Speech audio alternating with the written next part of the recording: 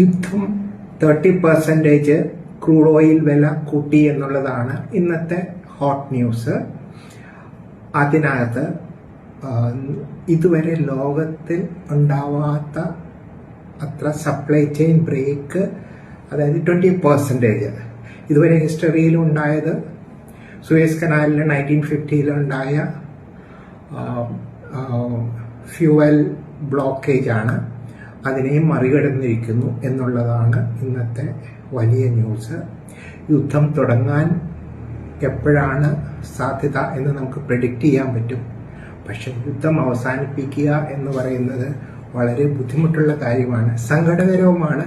മനുഷ്യജീവനും ഇൻഫ്രാസ്ട്രക്ചറും അവിടെ നഷ്ടമാകുന്നത് റീബിൽഡ് ചെയ്തു വരണം. ലോകത്തിൻ്റെ GDP വളരെയധികം നഷ്ടപ്പെടും. അത് അൺഫോർച്ചുനേറ്റ് ആണ്. ഇത് അമേരിക്ക ഉൾപ്പെടെ GDP ലോസ് ഉണ്ടാക്കുന്ന ഒരു കാര്യമാണ് എന്നുള്ളത് നമ്മൾ അറിഞ്ഞിരിക്കണം. ഇവിടെ സംഭവിക്കുന്നത് ഡോളർ സ്ട്രെങ്തൻ ചെയ്യുന്നു. ഡോളർ സ്ട്രെങ്തൻ ചെയ്യുന്നത് കൊണ്ട് അത് മിഡിൽ ഈസ്റ്റിലെ അൺസർട്ടനിറ്റിയുടെ ഒരു സ്പെഷ്യൽ ആയിട്ടുള്ള ഒരു എഫക്റ്റ് ആണ്. ഡോളർ സ്ട്രെങ്തൻ ചെയ്യുന്നതുകൊണ്ട് സാധാരണ വാർ സിനാരിയോയിൽ ഉണ്ടാകുന്ന പോലെ ഗോൾഡോ സിൽവറോ അല്ല ഇവിടെ ആളുകൾ ഇൻവെസ്റ്റ് ചെയ്യുന്നത്.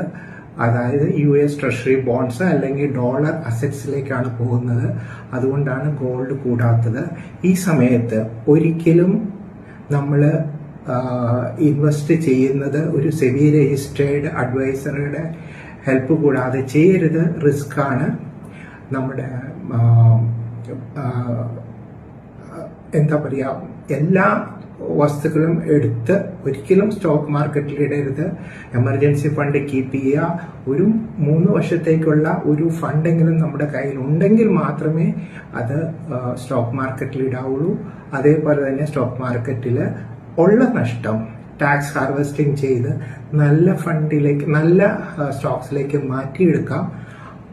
അങ്ങനെ നമ്മുടെ പോർട്ട്ഫോളിയോ ബെറ്റർ ആക്കി എടുക്കുക.